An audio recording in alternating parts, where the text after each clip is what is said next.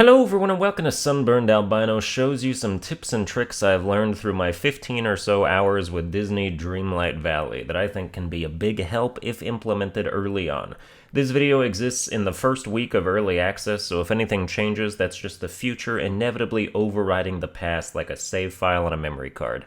I still have 4 areas I haven't been to. I would consider myself comfortably in the mid-game, but even in these stages, I think some of the stuff I'm about to talk about is a game changer, while others are just mildly convenient. Presented in no order. Number 1, always hang out with someone. Never not be engaging in that social butterfly action. Whether you're mining, foraging, and especially gardening, have somebody you've designated for that activity by your side at all times, because you will earn bonus friendship rank with them for every action you do. It goes beyond that though, because your friends can earn a little rank for any action you do, even if it's not in their wheelhouse. A gardener, Mickey, will still earn a little bit of rank if you run around mining rocks with him or picking berries or digging holes. Not as much, but not an insignificant amount either. The takeaway is, in Disney Dreamlight Valley, you should never be alone. Number 2, clear away obstacles like trees and rocks. In the furniture menu, you can close out of the inventory and go into edit mode, where you can select and move or remove quite a lot of things in this world, from trees and rocks to berry bushes and flowers. Now, some of you may not want to do this because it can take away from some of the natural appeal, but something I've discovered I like doing is just deleting every tree and rock from existence, especially in the forest area. That place is just cluttered with obstacles that limit visibility and make moving around annoying, so you can erase a bunch of stuff in it to give yourself more room to either build new houses or gardens or to just breathe. Things will end up looking a bit blank, but that's where your creativity comes in afterwards once you decide how to decorate. Number 3, move forageables together. As sort of an addendum to the last number, another thing you should be doing for a terrific amount of convenience is taking every fruit tree, berry bush, etc. from every unlocked area and gathering them in one singular location where you can get some quick ultimate foraging action. Here I've got every tree and bush from the plaza, meadow, beach, and forest stacked up in easily navigable rows, so when I'm ready to get my foraging on, I just hang out with Remy, my designated forager, and he gets to watch me pick like 100 items in a row while tossing me extras with stars in his eyes and getting a buttload of friendship rank in the process. This is such a time saver, it's ridiculous. Not only is it great for forager rank, but you're also maximizing the amount of ingredients you're picking at any given time, which means you will never run out of food or snacks to munch on for extra energy in a pinch, and you can even sell some excess for extra cash. Another addendum to this is you can actually use this method to access forageables that are out of reach. An example would be in the forest area, they have these mushroom stumps you need to complete a certain quest in order to be able to get past, and they're blocking access to half the area, and some unique ingredients like lemon trees. Well, it doesn't matter if you can just bring the lemon trees to you, now does it? Simply reach across that babbling brook and take what's yours. Number 4, prioritize inventory space and build chests for extra storage. Unlocking the first extra row of inventory space is like 5k, I think, and it should absolutely be among the first things you spend money on. The next row is a whopping 20k, so I definitely understand if that one takes a bit longer, but it's worth it. I still only have the 5k row unlocked, and I run out of space constantly.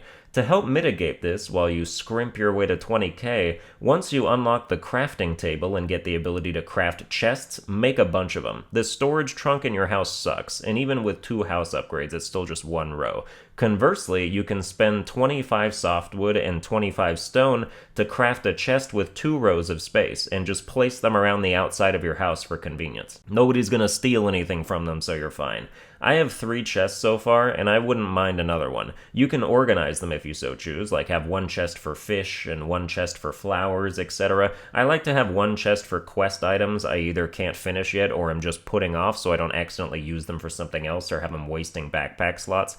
Another thing you should be doing is keeping all your ingredients in storage. There's really no need to keep them in your inventory unless it's a stack of apples or something for a quick energy snack, because cooking actually allows you to use ingredients kept in storage in your recipes, which is amazing. Number 5, earn Dreamlight but hoard Dream Shards. In the current version of Early Access, Dream Shards are hard to come by. They occasionally drop from demolishing Night Thorns, but by occasionally I mean almost never. The rub is, you need those for quests sometimes, and during the quest where Merlin shows you how to craft a Dreamlight out of dream shards, you might be tempted to just expend all of them in pursuit of opening up new areas quicker. Well, that would be a mistake, because future quests need dream shards too, and there's no good way to earn them as of yet. So much so that the developers actually gave everybody a mail order gift of dream shards on the second or third day and said, hey, save these for when you need them for quests. Don't be out here gatekeeping your own progress by wasting them all. So take that to heart. Dreamlight is important, but the best way to farm that is just by doing quests and playing the game normally, and especially by completing the moment-to-moment challenges in the part of the menu that refreshes with another one each time you do one. Number 6, be a master gardener. Go big or go home. The bigger your garden, the more work it is to maintain, but the more money all the stuff you grow can net you too.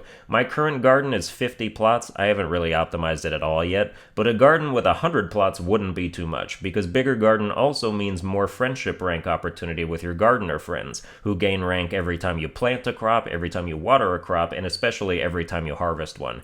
If you stand in exactly the right spot, you can water up to 8 crops at a time, but it's difficult to finagle that, so I'm usually happy with 6 or 7. As you progress through the game, more expensive crops will take longer to grow and require more instances of watering, so while I don't think at this current stage it's feasible to spam garden for quick cash, you can definitely put some effort into buying a ton of the right seeds, growing and harvesting them, and then turning around and selling them for a huge profit. For the mid-game right now, I recommend canola seeds, which you can get in the Dark Forest area by upgrading Goofy's stall. These seeds run you 25 gold each, but you can sell the harvested canola for over 100 coins per crop. That's an over 400% return on your investment, and they only take 35 minutes to grow. You can do some math yourself by looking at the collection menu for crops and figuring out which bot seeds offer the highest percentage harvest profit, and then also take into account the grow time and aim for a reasonable one. That's more work than I personally want to do, so I'm fine with what I've discovered with the canola strat, but if you're hell-bent on Scrooge McDucking this game financially, you're going to have to crunch some numbers. Number 7, save one of everything. My last tip is to save one item of everything. Again, multiple chests come in handy here, but you just never know when a flower or gem or meal that seems innocuous now will turn out to be really important later, either for a quest or as one of your villagers' daily gifts. I can count on 1,000,000 hands the number of times I've sold all of something and then 5 minutes later realized I need those in a quest or as a favored gift. It happens all the time. So save one of everything, and then every time something comes up where you can just pull it out of your stash with no effort, you'll feel like even more of a soothsayer than Merlin. Well, that's gonna do it for this video. I hope you enjoyed it. If you did, you can like, share, and subscribe. Follow me on Twitter at Sunburned Albino. Watch all my videos with a guide open in another tab, and I'll see you guys next time.